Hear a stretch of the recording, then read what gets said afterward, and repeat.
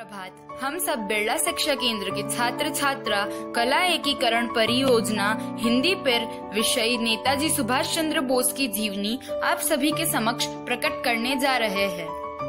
हमारी हिंदी अध्यापिका निशा मिश्रा मैम को कोटि कोटि धन्यवाद, क्योंकि उन्हीं के वजह से हमें हमारी रचनात्मकता प्रदर्शित करने का मौका मिला है।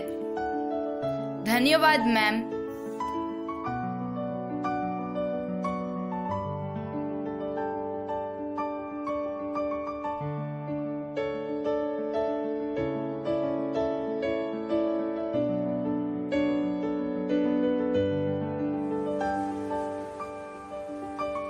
तुम मुझे खून दो, मैं तुम्हें आजादी दूंगा।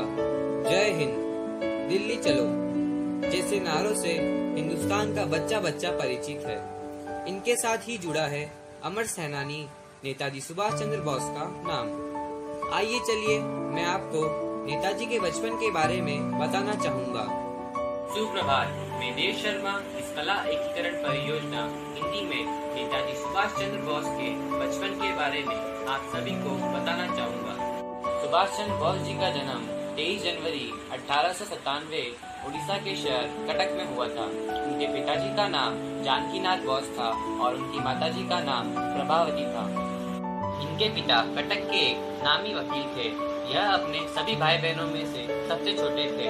इनकी पारंपरिक शिक्षा अंग्रेजी विद्यालय से हुई थी।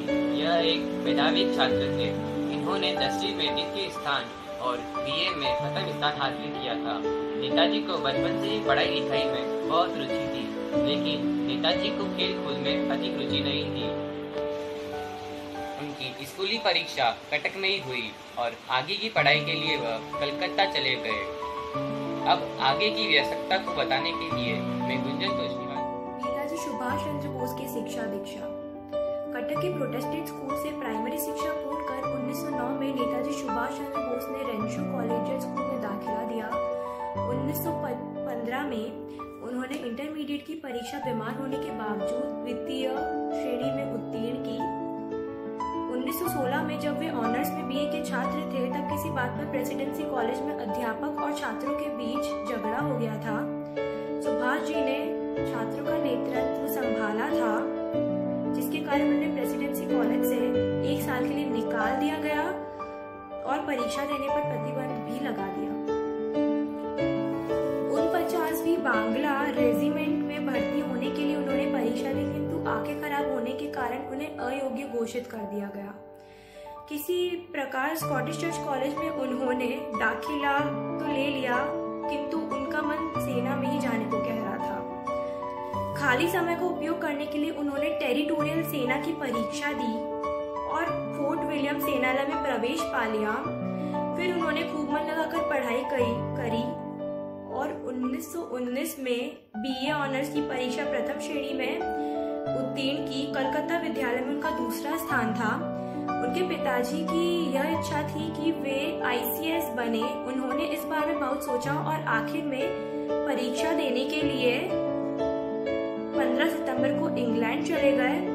फिर उन्हें लंदन के फिट्स विलियम हॉल में ऑनर्स की परीक्षा का अध्ययन करते हुए प्रवेश मिल गया। 1920 में उन्होंने कैम्ब्रिज विश्वविद्यालय से सिविल सेना की परीक्षा पास की, लेकिन अप्रैल 1921 में भारत में राष्ट्रवादी उथल पुथल की सुनवाई के बाद उन्होंने अपनी उम्मीदवारी से इस्तीफा दे दिया और वापस भारत लौट आए। इसके आगे का परिचय देने के लिए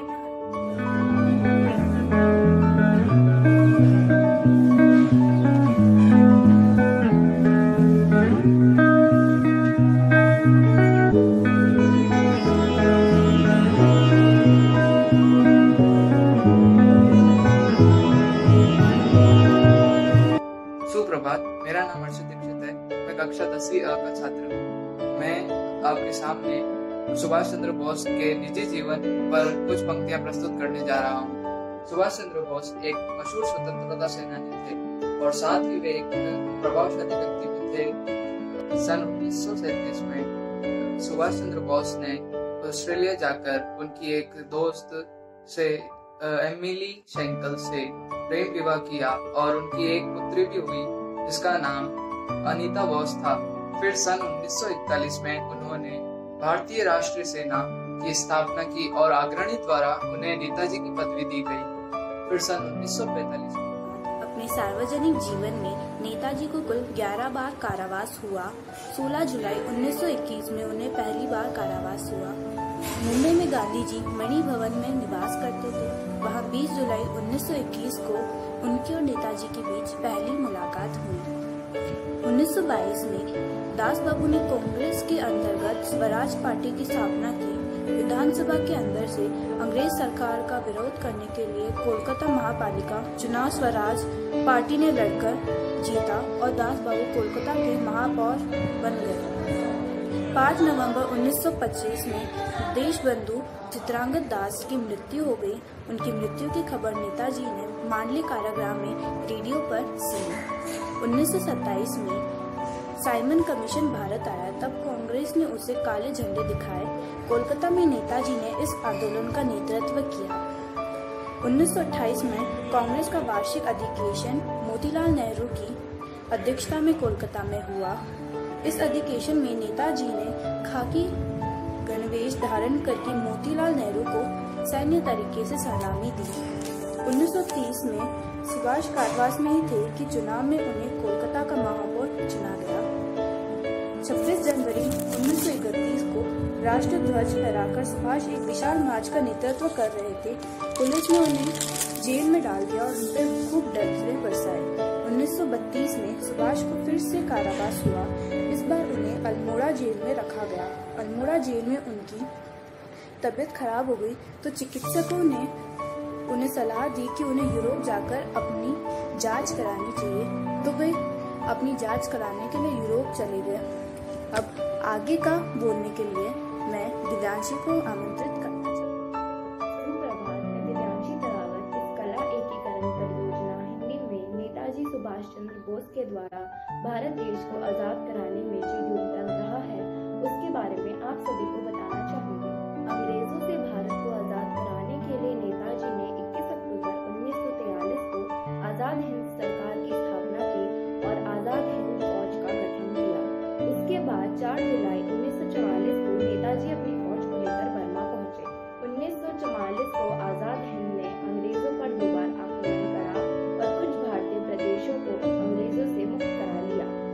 6 जुलाई 1944 को नेताजी सुभाष चंद्र बोस ने रंगून रेडियो स्टेशन से महात्मा गांधी के नाम पर एक प्रसरण जारी किया, जिसमें उन्होंने इस निर्णायक युद्ध में विजय के लिए आशीर्वाद और शुभकामनाएं मांगी। 1 सितंबर 1939 से 2 सितंबर 1945 तक नेताजी के नेतृत्व में इस सेना ने अंग्रेजों के विरुद्ध लड़ाई लड़ी और भारत के कुछ भूभाग को अंग्रेजों से मुक्त कराया। अब मैं आगे की जानकारी के लिए नेताजी की हवाई यात्रा में मौत। नेताजी को जहर देके मार दिया गया। आरएसएस के अनुसार 1985 तक जिंदा थे नेताजी। गुमनामी में नेताजी। आखिर क्या है नेताजी की गुमनामी का राज? क्या वे मर चुके थे या फिर वे जिंदा है? आइए, द्वितीय विश्व युद्ध में जापान से हार के बाद नेताजी के लिए नया रास्ता अपनाना जरूरी था। उन्होंने रूस से सहायता मांगने की सोची। वे मंचूरिया की ओर हवाई यात्रा में जा रहे थे। उसी दौरान वे लापता हो गए। वे उसके बाद कहाँ है, कैसे है, किसी को नहीं पता। यह एक रहस्य बन चुका है। 23 अगस्त 1945 को टोक्यो रेडियो ने बताया कि सैगोन में नेताजी एक बड़े बम वर्षक विमान में दुर्घटनाग्रस्त हो गए हैं। उन्हें इतोको अस्पताल में ले जाया गया। वे बुरी तरह जल चुके थे। उन्होंने अस्पताल में ही दम तोड़ दिया। स्वतंत्रता के पश्चात भारत सरकार ने इस घटना की जांच के लिए 1956 व 1977 में 2 बार आयोग नियुक्त किए। दोनों बार यही नतीजा निकला कि वे दुर्घटना विमान में ही मारे गए हैं। 18 अगस्त 1945 के दिन नेताजी लापता हो गए और उसके आगे क्या हुआ यह भारतीय इतिहास का सबसे बड़ा देश के अलग अलग हिस्सों में आज भी नेताजी को देखने व पाने के दावे करने वाले लोगों की कमी नहीं है। छत्तीसगढ़ में तो सुभाष चंद्र बोस के होने का मामला राज्य सरकार तक गया था, परंतु राज्य सरकार ने इसे हस्तक्षेप के योग्य न मानते हुए मामले की फाइल ही बंद कर दी। आखिर नेताजी जीवित थे या मर गए थे ये हमें नहीं पता, लेकिन उन्होंने स्वतंत्रता आंदोलन में जितना सहयोग दिया है, अगर वो ना दिया होता तो आज हम आजाद नहीं होते। आशा करती हूँ आपको यह वीडियो पसंद आया। धन्यवाद।